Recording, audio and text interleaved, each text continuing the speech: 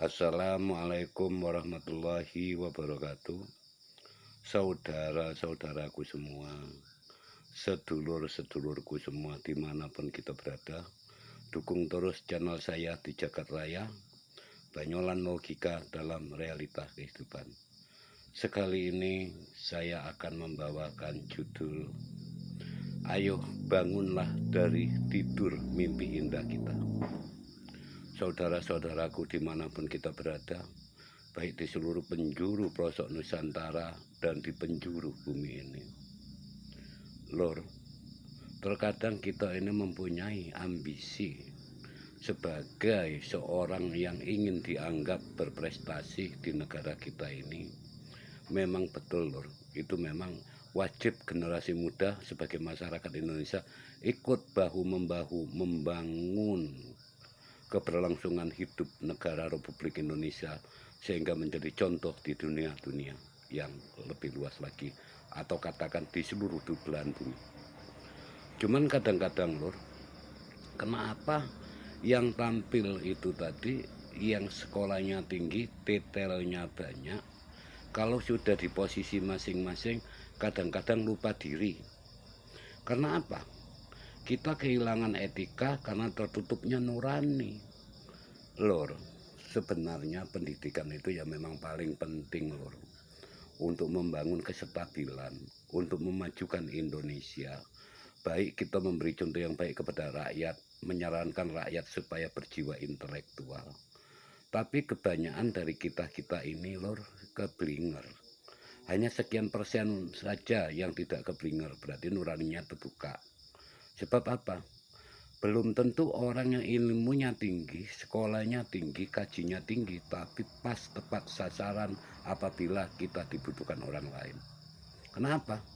Walaupun mereka ada sekolahnya tinggi, detailnya banyak, berlebih-lebih sampai keberatan, sampai nggak bisa membawa, tapi kalau nggak punya dasar keilmuan dan sumber keilmuan, semuanya akan sia-sia.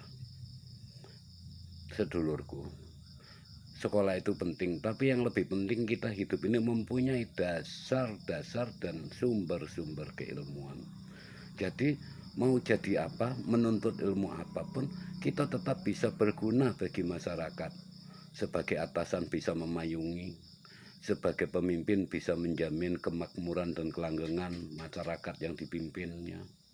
Sebagai masyarakat mengerti dipimpin oleh sebuah negara demokrasi, nggak banyak protes, nggak banyak menuntut, nggak banyak mengkritisi. Memimpin itu bukan gampang. Kok Indonesia memimpin keluarga aja banyak keluarga yang gagal. Kenapa? Anak-anaknya banyak yang protes terus, nggak mau mengikuti program orang tua untuk memajukan dan memakmurkan anaknya. Apalagi ini bicara masalah skala yang lebih luas lagi. Sampai kapan Indonesia bisa sukses kalau memang dikritisi terus? Seorang pemimpin yang bijaksana itu memang benar yang kita utamakan. Cuman apakah pemimpin itu mempunyai dasar keilmuan dan sumber keilmuan? Kalau memang mempunyai dasar dan sumber keilmuan yang memang sahih atau pasti, insya Allah dimanapun dia memimpin atau dimanapun kita dipimpin dalam bentuk negara apapun, demokrasi dan lain sebagainya, insya Allah kita pasti makmur. Permasalahannya sekarang kenapa menjadi perdebatan, kenapa menjadi dilema pemerintah sehingga masyarakatnya pun pening, mumet, melok, keblinger. Di satu sisi bagaimana program itu bisa berjalan, kalau di lain sisi itu mengkritisi. Kritik sih boleh membangun dan menyokong, tapi kalau mengkritisi kadang-kadang nggak benar juga, Lur. Sebab apa? Apalagi kalau debat-debat pakar-pakar politik, yang membela si A menyatakan begini, membela si B menyatakan begini. Padahal setelah ditunjuk diikutkan dalam bagan atau rangka kepemimpinan di Indonesia, walaupun itu pembantu dan lain sebagainya, diem, malah nggak sadar, Lur, malah mencari kekayaan diri sendiri, kesempatan. bicara masalah kejahatan, bicara masalah kebaikan, dari zaman dulu sampai zaman sekarang tidak akan pernah berakhir.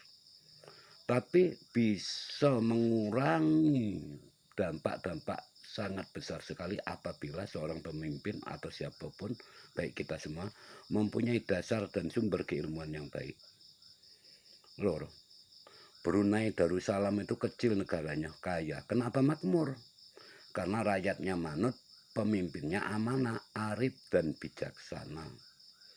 Kenapa di sini sering menjadi silang sengketa? Benar, Brunei Darussalam yang saya ceritakan negara kerajaan, monarki. Kita adalah republik yang berasaskan demokrasi. Tapi apa salahnya, apa bedanya dengan monarki dan republik demokrasi? Kalau toh pemimpinnya arif bijaksana, mungkin masyarakatnya semuanya senang. Tapi dengan catatan rakyat Brunei itu tuh manut, tunduk pada peraturan negaranya. Pertanyaan besarnya, kita udah manut belum? Udah tunduk belum? Sehingga banyak tuntutan-tuntutan yang nggak masuk akal.